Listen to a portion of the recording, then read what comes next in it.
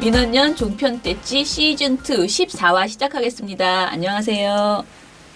예, 저는 민원연에서 사무처장을 맡고 있는 김원경입니다. 네, 민원연 이봉호 활동가입니다. 예, 저희 오늘 약간 특집으로 마련했습니다. 매주 특집에 있네요. 그죠? 우리끼리는 일상을 계속 유지하려고 하는데 계속 특집거리가 생기고 있습니다. 이번 주에는요. 박상병 교수 관련된 내용을 다루려고 합니다. 왜 느닷없이 특정 한 사람의 패널에 대해서 이야기를 하냐면요. 이 박상병 씨가 지금 선거방송심의위원회 심의위원이 됐다고 합니다. 그런데 이분이 과연 선방심의위 심의위원으로 적절한가에 대해서 한번 이야기를 나눠보고 싶어서요. 그동안에 박상병 씨가 나왔던 종편이나 보도전문 채널에서 했던 방송 내용들, 대표적인 것들을 한번 살펴보려고 합니다. 자, 먼저 선방심의위에 대해서 설명을 좀 해보실래요? 선거방송심의위원회는 네. 말 그대로 선거 기간이 되면 네.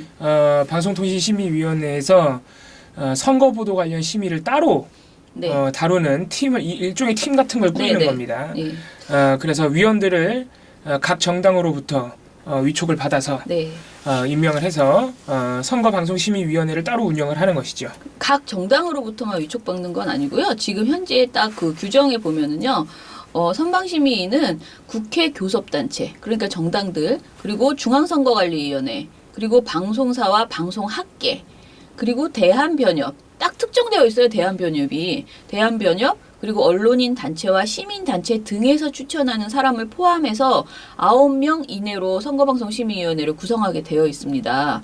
그러니까 원래 규칙적으로 보면은 국회와 중앙선관위 그리고 대한변협에서 추천하시는 분들은 거의 다 된다. 그리고 나머지는 언론인 단체, 시민 단체는 단체가 여러 개 있으니까 그쪽에서 추천한 사람들 중에서 한 명이 된다. 이렇게 생각하시면 되고요. 선방심의가 왜 중요하냐면 당연히 선거 시기에 공정한 방송 보도가 굉장히 중요하잖아요. 그러니까 선거와 연관된 모든 내용은 심의를 넣으면 선방심의로 넘어가요. 선방심의가 구성되어 있는 기간 동안 내내. 그리고 방송통신심의위원회는 상당히 생각보다 그동안 청부심의, 편파심의 이런 논란이 많았잖아요. 근데 그 이유가 이 방송통신심의위원회의 위원들은 오래 하죠. 3년 이렇게 임기가 있잖아요. 선방심의위는요. 그때 지방선거면 지방선거 그때만 구성돼요. 2달 이렇게 구성이 되거든요. 2-3달. 그런데 당권이다 보니까 내가 다음에 또 뭘 해먹으려고 눈치를 보지 않고 비교적 소신 있게, 그리고 선거라는 중요한 시기이기 때문에 비교적 다른 그 방송통신심의위원회보다 심의가 공정하게 나오는 편이었어요. 선방심의가 어떤 시기에도 비교해 보면 그랬습니다. 어디까지나 상대적인 얘기입니다. 네, 상대적으로. 그런데 선방심의위원이 아무튼 엄청나게 중요한데, 그러니까 선거방송 때. 그런데 이번에 박상병 교수는 좀 적절하지 않다라고 우리는 판단하는 거예요. 그래서 저희가 오늘 논평을 내게 됐는데요. 논평을 준비하기 위해서 이분이 그동안 사실 우리가 종편 때 찌를 계속 해왔으니까 박상병 씨를 모르는 바 아니잖아요. 네, 여러 번 많이 했죠. 잡혀요. 네. 근데 중점적으로 박상병 씨만 특집으로 한 적은 없는데 이번에 이 논평을 준비하기 위해서 좀 찾아보다 보니까 좀 심각하다. 예. 그런 생각이 거듭 든 거죠. 자, 그래서 이 박상병 씨를 도대체 누가 추천했느냐? 국민의당에서 추천을 했습니다. 그래서 국민의당에서 추천한 분이다 보니 그런지 너무너무 국민의당을 편파적으로 아주 일관적으로 노골적으로 지지하는 그런 입장을 보였던 분이더라라는 것입니다. 자, 제가 먼저 논평의 그 주제를 그냥 하나하나 얘기해 보면요. 첫 번째, 이분이 왜 부적절한가? 너무 여러 방송사와 오랫동안 밀접하게 관계를 맺어왔던 분이라는 거예요. 원래 방송 심의를 하려면 좀 방송사하고 거리두기가 좀 있어야 되는데 이분은 불과 나흘 전인, 그러니까 그 선방심의위원이 되기 나흘 전인 지난 2월 2일에도 MBN 뉴스와이드에 고정 출연을 해서 정치평론을 한 바 있고요. 또 1월 30일에도 KBS 라디오에 출연을 했습니다. 게다가 이분의 주요 무대가 종편, 이에요. MBN이 가장 많이 하는 것 같고요. 보도 전문 채널에도 제법 출연을 해왔습니다. 그런데 종편은 우리가 맨날 말하는 오보, 막말, 편파 등 왜곡 보도가 굉장히 많은 방송이잖아요. 근데 이 방송에 아주 오랫동안 단골 손님으로 출연했던 사람이에요. 그런데 과연 공정한 객관적인 선거 심의가 가능할 것인가 이거를 묻고 싶은 거죠. 실제로 민원연이 20대 총선이 치러진 기간에 저희가 패널 분석을 한 결과가 있거든요. 그것 좀 얘기해 주세요. 20대 총선 2016년 4월 13일 날 있었죠. 네네. 그래서 그 선거를 앞두고 2월 14일부터 3월 9일까지 저희가 한 달간 종편 패널 분석을 진행했는데 네. 이때 박상병 씨가 무려 최다 출연 6위를 차지했습니다. 네네. 최다 출연 6위라 함은 말 그대로 4개 종편을 다 통틀어서 가장 많이 출연한 사람 10명 중에 6위를 차지했다는 거니까 네. 박상병 씨가 얼마나 종편의 단골 출연자인지 알 수 있는 네, 수치를 할 수 그렇죠. 있습니다. 게다가 많이 출연한 것만이 문제가 아니고 이분이 아까 말씀드린 것처럼 친노 친문 세력을 비판하고 국민의당 특히 안철수 대표에 대해서 엄청나게 지지하는 그런 정파성을 뚜렷하게 드러냈습니다. 그래서 먼저 그가 출연했던 대표적인 방송들 중에서 저희가 뽑아낸 문제적인 발언들을 한번 같이 보시고 자세히 설명을 해드리겠습니다. 네, 그 박상병 씨가 그동안 종편에 출연하면서 드러냈던 자신의 노골적인 성향 네네. 그리고 왜곡 발언 네. 이런 것들이 많이 있는데 네. 그게 대략 한 4가지 정도 종류로 네네. 추려볼 수가 있어요. 그래서 네. 저희가 오늘 그 한 가지씩 하나의 사례를 들어서 순차적으로 보여드릴 텐데 네네. 자, 먼저 첫 번째는 이분이 안철수 대표와 국민의당에 대한 지지 의사를 진짜 숨기지 않고 네, 그렇죠. 드러내온 분이에요. 그래서 먼저 첫 번째로 얼마나 노골적인 안철수 지지자인지 네네. 그 점을 보여주는 방송 사례를 먼저 하나 보시겠습니다. 안철수 후보의 부인 김미경 교수가 서울대 특혜 채용 의혹을 받고 있는데 과연 대응이 맞는 것인지에 대해서는 좀 국민들이 납득하지를 아직까지는 못하고 있는 것 같습니다. 저게 지금 우리가 비난하려고 하면은 끝이 없는 건데요. 예. 교수를 채용할 때는 공개 채용도 있고 특별 채용이 있습니다. 예. 우리가 만약에 미국에 있는 유명한 교수 한 분을 이 MBN의 유명한 학과에다가 교수를 초빙하고 싶어요. 그럴 경우에는 가가지고 먼저 종이를 구합니다. 오면은 월급이 연봉이 얼마고 어떤 정보를 한다. 그 얘기를 하는 건 특별 채용하는 거예요. 그 교수가 우리 MBN 학교에 딱 맞다고 얘기하면 모시는 그 특별 채용이에요. 예. 자격이 안 되는 사람을 갖다 그런 큰 문제가 되는 거죠. 박사학위도 없다 이를테면은. 예. 또는 무슨 논문이다 가짜백이다. 이런 거가 아니고 그걸 타게 되면은 그런 분들을 맞춰서 예. 하는 것이 대학에서는 특별증이 상당히 많이 있습니다. 예. 김비경 교수 그렇게 간 거예요. 그 얘기를 갖고 난 다음에 내부적으로 그 김비경 교수를 어떤 방식이든지 학교를 모시고 싶어 하죠. 했던 것이고 예. 그 관련돼서 뒤에 서류를 제출한 것이고 채용은 공식적으로 밝혀야 됩니다. 예. 그건 법적으로 그렇게 한 거예요. 문제가 없다. 아니 그러니까 저렇게 해왔던 것을 서울대학에서 그렇게 설명을 했잖아요. 근데 왜 또 문제를 제기하는 거죠, 그거를? 예. 근데 왜 또 문제를 제기하는 거죠, 그거를? 예. 네. 보시다시피 MBN 얼마 되지도 않았어요. 네. 작년 4월입니다. 네. 작년 대선 때였죠. 예, 대선을 앞두고 네. 2017년 4월 14일 날 MBN 아침의 매일경제에서 나와서 이런 발언을 하신 겁니다. 발언을 보시면 알겠지만은 이때 당시에 불거졌던 안철수 후보 19대 대선 안철수 후보의 부인인 김미경 교수의 특혜 채용 의혹에 대해서 아주 강력하게 이제 부인을 하는 어떻게 보면은 안철수 후보 대변인으로 방송에 나왔다고 해도 과언이 아닌 건데 이분의 발언 내용이 문제가 되는 것은 뭐냐면은 사실 보통 저희가 종편에 하도 정파적인 분들이 많이 나오니까 특정 당을 대변하는 것 자체를 문제 삼지는 않습니다. 보통 저희가 그렇지는 웬만큼 노골적이지 않으면 그래서 보통 방송사가 그 프로그램에서 패널 수의 균형만 잘 맞추면 저희가 딱히 뭐라 하지 않습니다. 네. 예. 이제 문제는 거기서 왜곡 발언이 있거나 허위 사실이 있거나 하면 문제가 되는 거예요. 네. 정파성을 노출하면서. 네, 네. 근데 지금 이분의 이 발언이 문제인 이유는 일정 정도의 왜곡이 있기 때문입니다. 왜냐하면 이분이 당시 제기됐던 김미경 교수의 특혜 채용 의혹의 본질을 다 벗어났어요. 본질을 하나도 건드리지 않고 아니 다른 학교들 외국 학교들에서도 다 특혜 채용하고 능력 있는 분을 모셔오는데 뭐가 문제냐 이런 식으로 말하는 건데 그때 당시에 특혜 채용 자체를 그러니까 특별 채용 실제로 채용 절차가 특별 채용이었거든요. 특별 채용 절차를 문제 삼은 게 이때 당시 의혹의 문제가 아니었어요. 네네. 그래서 사실 이때 제기됐던 서울대 특혜 채용의 그 본질적인 내용은 뭐냐면은 첫 번째는 김미경 교수 측이, 그러니까 안철수 후보 측이 서울대의 특별 채용 계획을 미리 알고 있었다는 겁니다. 특별 채용 계획을 미리 알고 준비를 다 해놨어요, 서류를. 그리고 특별 채용 그 공고가 뜨니까 곧바로 지원해서 합격한 거거든요. 그러니까 이때 당시에 문제가 된 거는 도대체 미리 어떻게 알았느냐, 서울대에서 뭐 알려줬느냐, 그건 더 문제가 되는 것 아니냐. 이게 첫 번째였습니다. 그래서 실제로 이때 MBN 박상명 씨가 이 발언을 한 방송 아침의 매일경제에서 다른 패널들이 이걸 지적을 해요. 근데 들은 척도 안 해요, 박상명 씨는. 들은 척도 안 하고 이렇게 주장한 겁니다. 그러니까 이분은 기본적으로는 그냥 왜 이 의혹을 제기하느냐 그거 자체가 굉장히 납득을 못하겠고 불편하다, 이런 아주 예. 노골적인 그 의사를 밝힌 거죠. 예, 실제로 발언에 그런 말이 나오죠. 예, 예. 도대체 이걸 왜 또 문제 제기하는 거예요? 그런 예, 발언을 예, 하는데 그런 거죠. 이게 과연 패널로서 보도 프로그램에 나온 패널로서 적절한지 의문이고, 예. 두 번째는 이게 더 중요한데, 서울대학교에서 안철수 후보의 영향으로 김미경 교수를 채용했다는 점을 수차례 인정한 바 있습니다, 이미. 네네. 그러니까 이거는 어느 정도는 특혜를 줬다는 걸 스스로 인정한 거예요. 그래서 이때 대선에서 다시 논란이 된 것인데, 뭐냐면 2012년도에 이미 국회 국정감사에서 이 문제가 논란이 돼서 서울대 총장까지 불려 나왔습니다. 네. 근데 그 국정감사 자리에서 서울대 총장이 뭐라 그랬냐면은, 이게 1차적인 특혜는 아니라고 말을 해요. 막 해명을 하다. 국회의원들이 황당한 거예요. 그럼 2차적인 특혜, 3차적인 특혜는 맞느냐? 라고 반문을 합니다. 되게 당황했어요, 서울대에서. 그리고 또 하나, 서울대 총장이 그 안철수 교수 채용에 동기부여가 돼서 김미경 교수를 채용했다는 말을 3번이나 해요. 이게 뭐냐? 안철수 후보가 인기가 많아서 김미경 교수도 채용했다는 거예요.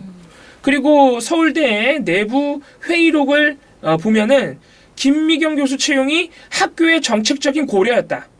우수한 교수를 초빙하기 위해서 부부를 함께 스카우트하는 제도 마련이 필요하다. 이런 발언들이 수차례 나옵니다. 이게 뭐예요? 학교의 마케팅 효과를 위해서, 이때 당시에 2012년에 안철수 씨가 굉장히 유명해졌어요. 그래서 마케팅 효과를 위해서 안철수 교수가 있으니 부부를 함께 한번 영입해보자. 철저하게 안철수 후보의 어떤 인기를 이용해보고자 하는 거를 서울대 내부에서 이미 정책적으로 고려하고 있었다는 거죠. 네네. 네. 근데 이런 부분들을 박상명 씨가 전혀 거론하지 않고 특별 채용 자체가 문제가 없다, 이런 어떻게 보면 하나만한 논리로 강력하게 안 후보를 옹호했다, 이렇게 해서 이제 문제가 됐던 겁니다. 예. 예. 자, 그러면 작년에 또 이제 대선 때 보니까 안철수 후보 포스터가 나왔었잖아요. 생각나요? 이 V자. 그 포스터를 가지고 엄청나게 칭찬을 했더라고요. 그런데 사실은 칭찬은 각 당마다 있을 수 있겠죠. 그런데 좀 민망한 수준으로 칭찬을 했더라고요. 그 방송 한번 보시죠. 안철수 후보가 지향했던 가치가 뭐냐면 이제 정당과 정당과의 대결이 이미 끝나고 있는 것이다. 그래서 인물과 정처로 가야 될 텐데 네. 굳이 정당을 앞에 걸 필요도 없다. 아하. 또 더 중요한 것은 다른 후보들은 다 증명사진인데 서서 있잖아요. 네. 요것을 채택하는 것도 유명한 유명한 광고인이 조언했다 그래요. 아. 이름을 들으면 다 아는 사람이 있는데 그래요? 네. 밝히지는 말라고 하기는 네네. 밝히지 않겠습니다만, 그렇게 해서 이 뭐냐면은 과거와는 다른 이제는 좀 미래로 나아가는 이미지를 강조하자 해서 이게 그때 찍었던 사진 중에서 괜찮은 것을 바로 광고물로 이게 붙인 거죠. 네. 또 하나가 국민이 이긴다가 이번에 슬로건입니다. 네. 국민이에요. 다시 말하면은 네. 기존에 우리 사회는 뭐가 어떻게 싸웠습니까? 기득권 정치라고 국민이 싸운 거예요. 그래서 그 기득권의 정치를 깨기 위해서 네. 국민의당 창당하지 않았습니까? 이름도 국민의당이잖아요. 네. 이제는 그 기득권 세력에 대항해서 네. 촛불 민심에 더해서 이제는 국민이 이긴다를 당의 슬로건으로 해가지고 네. 이걸 이게 어깨띠로 이렇게 해서 아하. 포스터를 만든 거죠. 네, 네. 이것도 이제 저희가 첫 번째 사례로 보여드리고 있는, 얼마나 이분이 안철수 후보를 노골적으로 적극적으로 지지하는지 보여주는 사례 중에 하나인데, 네. 저는 굉장히 이게 재밌었어요. 그러니까 보니까 이분이 이 말하는 내용이요, 거의 그냥 노골적으로 국민의당 홍보하는 담당자라는 느낌이 드는 거예요. 그러니까 멘트가 이렇잖아요. 예. 또 하나 국민이 이긴다가 슬로건이다. 국민이다. 기존 우리 사회는 기득권 정치 세력과 국민이 싸웠다. 그래서 기득권을 깨기 위해 국민의당을 창당했다. 이름도 국민의당이다. 이제는 그 기득권에 대항해서 촛불민심에 대항해서 국민이 이긴다를 슬로건으로 해서 띠로 해서 포스터를 만든 것이다. 이렇게 너무 자세히 그 포스터의 의미를 구구절절. 야, 진짜 이건 당에서 완벽하게 당에서 나오지 않은 사람으로서는 하기 어려운 말이잖아요. 내부자와 같은 말이죠. 이게 굉장히 예. 재미있어서 그러니까 비판하기보다는 예. 너무하지 않냐? 진짜 창피하지 않나? 이런 생각이 든 거예요. 예. 그래서 보여드립니다. 예, 네. 지금 보여드린 방송이 사실은 이때 당시에 나왔던 5명의 후보, 네. 5명의 후보의 포스터를 하나씩 다 보면서 다 그 포스터를 분석하는. 네. 그래서 대부분 칭찬 또는 포스터의 어떤 구도에 대한 분석 이런 게 이루어졌어요. 네네. 그러니까 다른 후보들 포스터도 그렇게 됐는데 박상명 씨도 물론 다른 후보로 칭찬하고 막 그랬습니다. 네네. 그런데 유독 이분이 안철수 후보 포스터를 얘기할 때 방금 처장님이 말씀하신 그 발언의 그 포인트가 뭐냐면 유독 안철수 후보 포스터에서만 국민의당 홍보로 굉장히 해준 거예요, 이분이. 다른 포스터 때는 전혀 그렇지 않았고 근데 후보 다른- 자체에 예. 대해서 얘기한 거죠, 그냥. 다른 주로. 패널들도 당에 대한 홍보점을 얘기하지는 않았거든요. 근데 이분이 굉장히 이 국민의당에 대한 어떤 자부심 이런 네, 거를 네. 굉장히 많이 피력했던 방송 사례를 할 수 그렇죠. 있습니다. 이분이 방송에서 이렇게 보여지는 것만큼 다른 외부 활동도 굉장히 많이 했어요. 국민의당 관련해서. 네, 네. 그래서 작년에만 해도 작년 8월에 국민의당 당대표 선거가 있었죠. 네, 네. 이때 말이 많았습니다. 안철수 후보가 대선에서 져놓고 또 나온다고 해서 말이 많았어요. 그래서 이때 당대표 후보로 출마했던 안철수 씨의 토크 콘서트 사회자를 받고 또 한 3개월 뒤에 11월 달에 국민의당이 주최한 국민의당 선거연대 어떻게 볼 것인가 국회 토론회에 토론자로 나왔고 국민의당 바른정당 국민통합포럼 세미나에 발제자로 참석을 하고 네. 또 12월에는 국민의당 원외지역위원장 회의 창립식에 특강 강사로 나와요. 네. 그러니까 이분이 국민의당하고 안철수 후보 관련 행사에 그냥 고정 게스트로 나오고 있는 분이라는 거죠. 네. 예. 그러니까 당적을 가지고 있지는 않지만은 굉장히 국민의당 친국민의당 인물인 것은 확실하다라고 당적을 가지고 있지는 않겠죠. 예. 제가 당적까지는 확인하지 않으니까. 그러나 당적이 됐으면 여기 당적이 있었으면 되지 못 못했을 됐어요. 거예요. 당적이 없는 건 확실해요. 선방심의에 되지 못했을 겁니다. 두 번째로는 이분의 패널로서의 특징 중 두 번째는 문재인 대통령에 대한 아주 이건 노골적이라는 수식어로도 좀 부족할 정도로 네. 굉장히 혐오에 가까운 문재인 대통령에 대한 네. 반감을 가지고 있습니다. 예, 이분이. 예. 그래서 이 부분에 대해서도 어떤 발언을 했었는지 한번 사례 하나 유명한 발언이에요. 보시겠습니다. 네. 했던 거예요. 아닌 거예요. 진짜 고래 힘줄이에요. 그래서 2위예요. 예. 그래서 야, 그래서 이분은 어떤 경우에도 물러나지 않겠구나. 그래서 얼마 전에 무슨 광주 4월 8일 날 광주에서 호남민 시민 1000만 원 말씀 함내 망해도 물러나지 않겠다. 저는 그런 예상을 해왔습니다. 딱 그렇잖아요. 앞으로도 갈 겁니다. 그래서 아마 고래힘줄 4대 정치 중에서 아마 랭킹 1위가 되지 않겠는데 오늘은 2등이네요. 2위입니다. 더 고래힘줄이 그러나 있습니다. 버티면은요 네. 국민이 끌어내립니다. 국민이 끌어내립니다. 국민이 끌어내. 야, 지금 무서운 그럼요. 무서운 말씀 오시네. 예, 이거는 우리가 무슨 코멘트를 따로 할 필요는 없을 것 같아요. 이날 방송이 정치의 고래 힘줄들, 정치인 중에서 고집이 센 사람들을 얘기하는 그런 그 컨셉이긴 했거든요. 근데 고래 힘줄이라고 하면서 왜 문재인 후보가 2위냐, 1위로 가야 된다라고 이야기를 해요. 그런데 꼭 고래 힘줄이라는 말이, 그러니까 고집이 세다, 소신이 있다라고도 보일 수 있는 거잖아요. 그러니까 무조건 나쁜 표현은 저는 아니라고 생각하는데, 그래서 그 리스트를 만들어서 말하면서 설명하는 것도 좋아요. 그런데 문제는 여기에서 이분이 마지막에 고래 힘줄 랭킹 1위일 것이다 한 다음에 그런데 버티면 국민이 끌어내릴 겁니다. 이렇게 얘기를 하잖아요. 국민이 끌어내립니다. 이건 개인적인 혐오감이 네. 어느 정도 드러난 거죠. 아주 굉장히 심하게 예.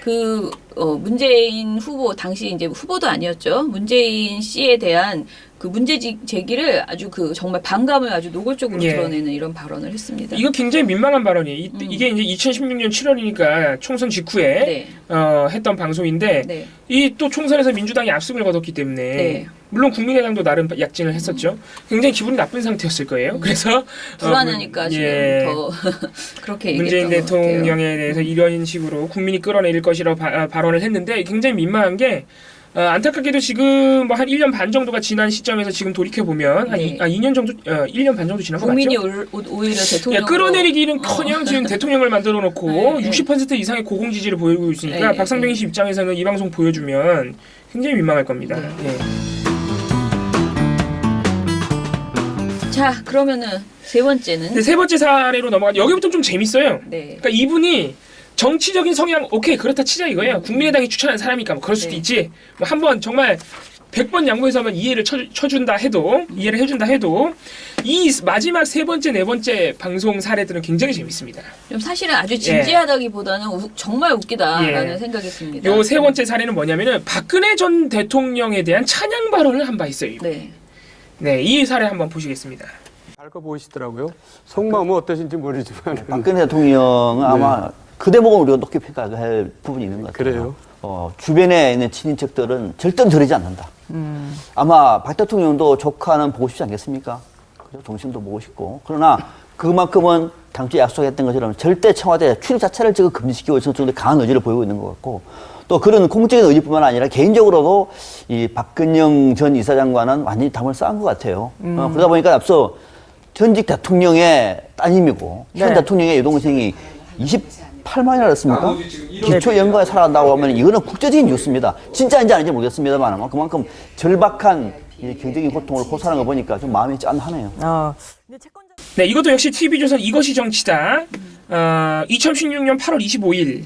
이때 방송이었습니다. 상황을 한번 설명해 보면은 이때 대통령 직속 특별감찰관 제도가 신설이 돼가지고 그 감찰에서 이석수 특별감찰관이 박근영 씨의 사기 혐의로 포착해가지고 검찰에 고발한 적이 있었어요. 그래서 그때 박근영 씨가 제법 텔레비전에 자주 등장했던 그런 시기였습니다.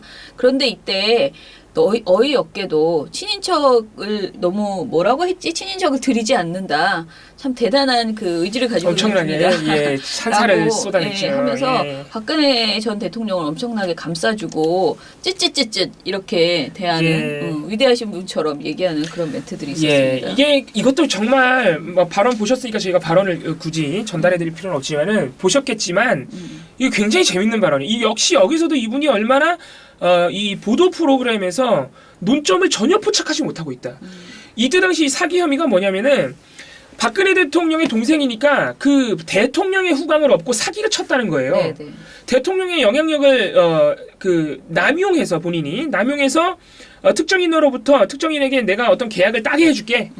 대형 납품 계약을 따게 해줄게라고 거짓말을 치고 그 대가로 1억 원을 수수했다는 거거든요. 네. 이런 혐의 내용이니까 이날 나온 패널 중에 절반은 이 혐의에 대해서 굉장히 비판을 하고 절반은 또 아니다 증거가 부족하다 이렇게 혐의에 대해서 논쟁이 붙었습니다. 네네. 근데 이분은 뭐예요? 지금 발언 보셨지만 야 박근혜 대통령이 그런 사람이 아니야 이거예요. 느닷없이 지금 박근영 씨의 혐의. 그 박근혜 대통령의 영향이 있느냐 없느냐 이런 게 논점인데 박근혜 대통령은 친인척 관리를 굉장히 깨끗하게 하는 사람이고 담을 쌓고 산다. 야 그리고 박근영 씨가 한 달에 28만 원밖에 없다고 한다. 이건 국제적인 뉴스래잖아.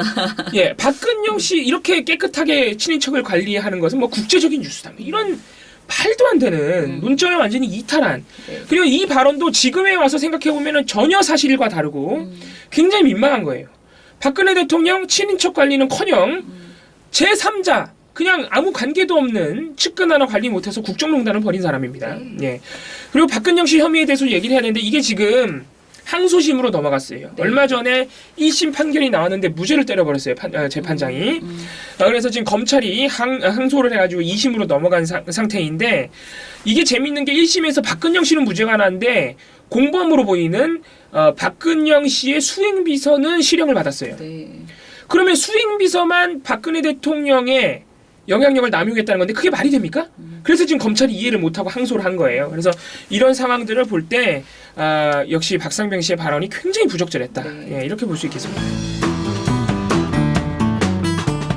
자, 그리고 마지막으로 지금 우리가 지적하고 싶은 것은 이제 뭐 386 세대에 대한 혐오 뭐 이런 이야기를 하려고 하는데요. 이분이 참 혐오하는 게 많은데. 네. 그런데 사실 일단 방송 내용부터 보시고 말씀드리죠. 네.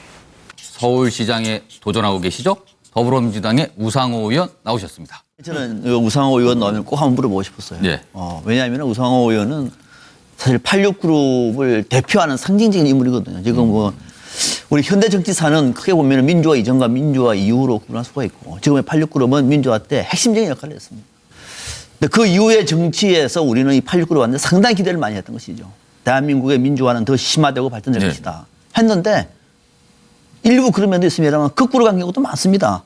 각자 도장하면서 당직 또는 주류 또는 양지를 찾아다니는 이런 모습을 보이면서 그분들이 국회 가서 무슨 일을 했나라고 하는 것을 우리 후대들에게 말할 수 있는 근거가 없어요. 더더욱이 이명박 박근혜 정부 때 뭘 하셨습니까? 또 나가서 지금 오늘도 민주당에서 개헌안 냈는데 개헌안 얘기는 30년 된 이제는 그 민주화 담론을 시대에 뒤로 넘기고 이제는 새로운 시대로 나가야 되는 겁니다. 그 요구가 빗발치고 있습니다. 그런데 이 와중에 86그룹을 대표하시는 분께서 또 서울시장 나오겠다고 또 얘기를 해요. 과연 서울 시민들이 동의를 할까 싶은 생각이 들어서 86그룹을 대표하는 우상호 의원께서 그런 시대적인 요구에 또는 그런 국민들의 요구에 좀 성찰과 반성 같은 거는 없는 것인지 아니면은 안 해도 되는 것인지 좀 그런 것을 한번 좀 큰 틀에서 물어보고 싶어서 이렇게 야단을 치시면서 질문을. 자, 이거는 저희가 아까 서두 부분에서 잠깐 언급해드렸던 가장 최근 방송 사례입니다. MBN 뉴스와이드 2월 2일, 네. 올해 2월 2일이니까 얼마 지나지 않았죠. 나와서 한 발언을 저희가 보여드린 것인데 네. 이게 뭐냐 어떤 상황이냐면요. 이날 뉴스와이드가 여당 내에서 가장 먼저 이제 서울시장 출마를 선언한 우상호 원내대표를 민주당 원내대표를 초대해서 인터뷰 그리고 출마의 변 패널과의 어떤 질문 답변 기회를 마련을 해드렸어요. 네. 그 상황에서 박상병 씨가 다른 패널들도 많이 질문을 하는데 박상병 씨가 우상호 원내대표에게 던진 질문을 저희가 지금 보여드린 거예요. 네. 이미 사실은 지방선거 관련한 논의들이 이제 되고 있죠. 그러니까 선거 방송이 정말 시작됐다고 해도 과언이 아니에요. 실제 이 방송은 사실 우상호 그 원내대표의 출마의 변 이런 것들을 묻는 식의 내용들이 네, 되게 정책적인 많아요. 포부 뭐 이런 거. 예. 왜 출마했냐? 어떻게 하려고 하느냐? 남들과의 차별성은 무엇이냐? 뭐 이런 식의 이야기들을 하거든요. 본인이 만약 시장이 되었을 때 지금 현재 서울시가 어느 측면이 훨씬 더 박 시장보다 강화되고 발전할 수 있을 것인가 이런 구체적으로 박원순 시장을 교체하고 서울시장 후보가 되기 위한 필승의 카드 구체적 방법론은 무엇인지 한번 공개해 주시기 바랍니다. 저는 이게 구체적인 정책을 하나 여쭤보고 싶은데요. 아마 이게 국민들의 어떤 이념보다 정말 이게 먹고 사는 이런 의식주 문제에 관심이 많잖아요. 그중에 특히 부동산 집값에 대해서 관심이 많은데 정책과 관련된 얘기를 두 가지 여쭤보려고 그래. 하나는 대중교통에다가 그러니까 대중교통을 무료로 이용하는 걸 해가지고 무려 1.8%의 교통량을 줄이는데 50억을 썼단 말이죠. 이러한 정책에 대해서 기본적으로 재정을 잘못 보고 있는 거 아니냐. 그러니까 이렇게 합당의 가능성을 지금 열어두고 있는데 굳이 그거를 그 전의 입장과는 조금 맥락이 다른 입장을 보이신 이유가 뭔지. 그런데 그 와중에 박상병 씨가 느닷없이 반성하라 이러면서 꾸짖는 식의 이런 발언을 한 거죠. 저는 진짜 이 얘기를 보면서 뭐 이런 무례한 사람이 다 있나라는 생각이 들었거든요. 그래서 저희가 지금 방금 보여드린 영상에서 다른 패널들이 던진 질문도 저희가 다 보여드렸는데 비교를 해보면은 박상병 씨의 질문이 얼마나 저급한지 알 수 있습니다. 지금 다른 패널들은 이 패널들 보시면은 뭐 이종근 씨, 서정욱 씨, 정태근 씨 이런 분들은 뭐냐면은 다 어떻게 보면은 그 보수적 색채를 뚜렷하게 띠고 있는 패널들이에요. 그렇지만 구체적인 내용을 얘기하죠. 근데 이런 패널들조차 굉장히 정책적인 질문을 던져요. 보면은 우상호의 서울이 달라진 게 무엇이냐? 인물 교체가 필요한 이유가 무엇이냐? 또 부동산 대책은 무엇이냐? 미세먼지 대책은 무엇이냐? 민주평화당 얼마 전에 창당이 됐는데 민주평화당과 민주당의 합당에 대해서는 어떻게 생각하느냐 이거 보면은 전부 정치 지형이나 서울시 또는 정책적인 포부를 물어보는 것이죠. 근데 이분은 갑자기 지금 발언 내용이 너무 길어서 이해를 잘 못하실 수도 있는 납득이 잘 안 되시죠. 이게 요약을 하자면 뭐냐면은 도대체 이 우상호 원내대표 386세대라고 했는데 386세대가 뭘 했는지 나는 알 수 없다. 386세대가 어떤 일정한 성과가 있었다는 걸 난 인정하지 못하겠다. 반성해라. 반성해야 되는데 도대체 서울시장은 왜 나오는 것이냐. 이렇게 물어보고 있는 거예요 지금. 특히 황당한 부분은 이명박 박근혜 정부 시절에 386세대가 도대체 뭘 했느냐 하면서 강력하게 비난하는데 이명박 박근혜 싸웠습니다. 정부도 열심히 싸웠죠. 386 세대는. 예.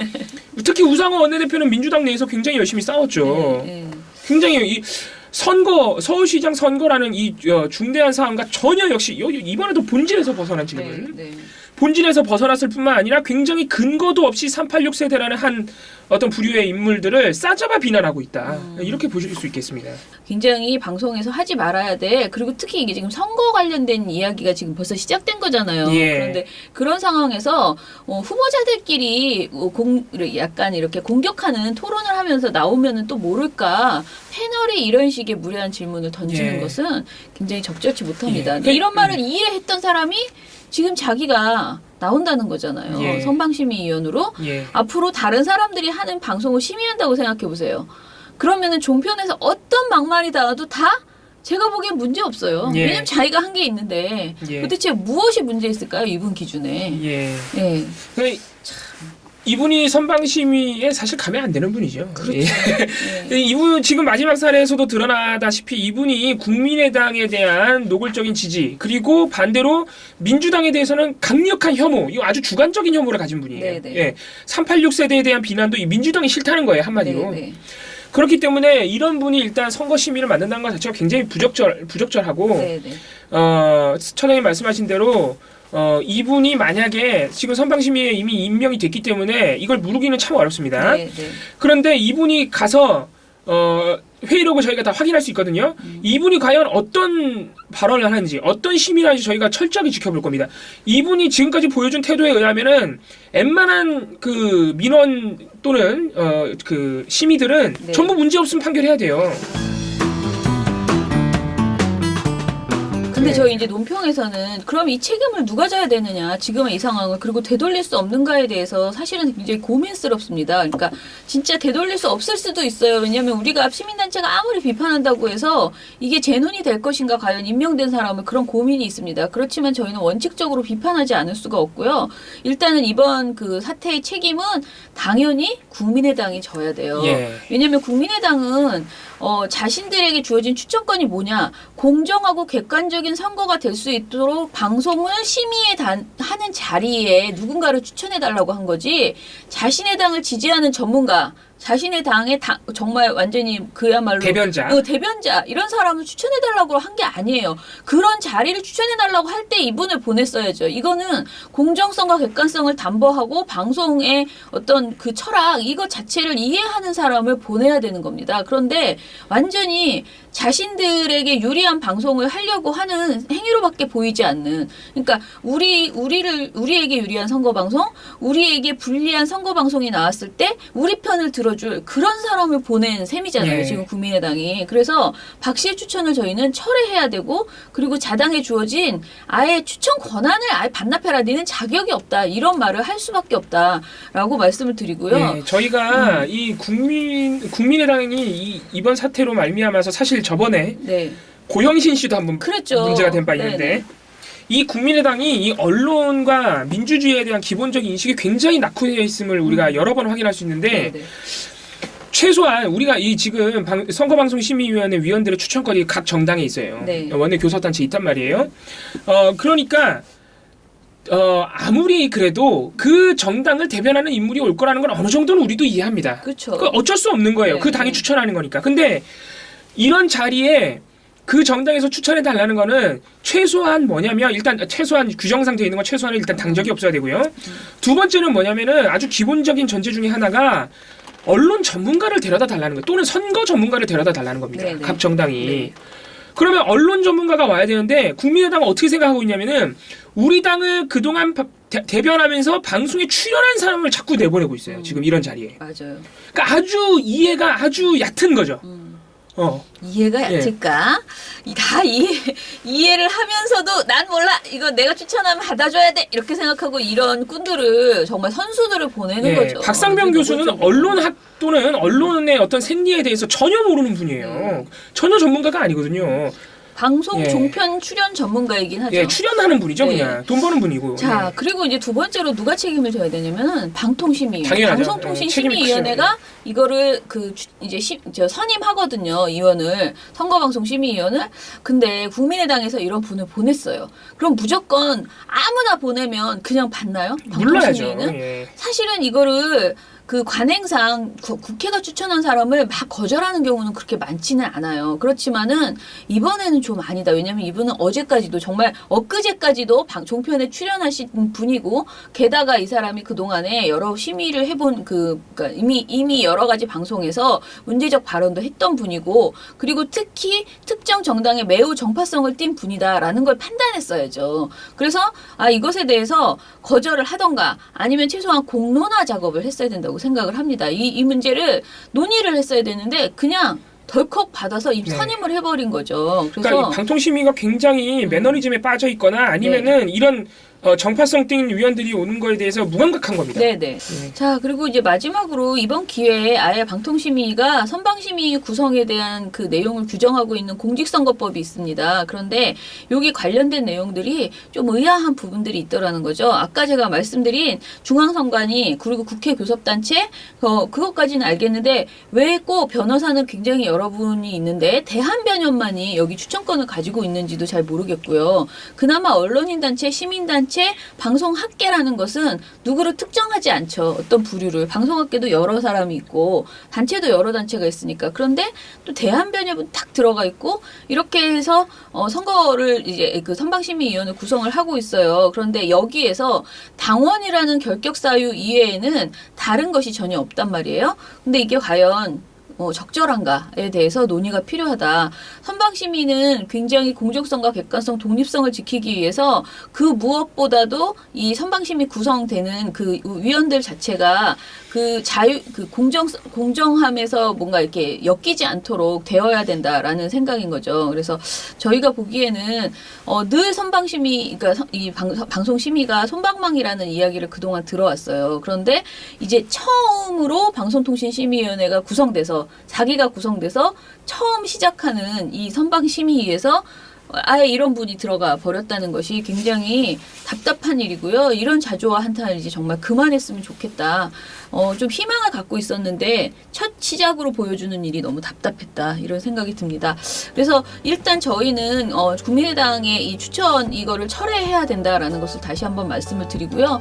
이 방송을 보시고 이런 박상병 씨 이렇게 특정 정당의 굉장히 편파적인 방송을 그동안 쭉 해왔던 분이 지금 당장 선거방송심의위원이 되는 것이 적절한가에 대해서 여러분들도 의견을 좀 나눠주시고 공론화해 주셨으면 좋겠다. 그런 생각이 듭니다.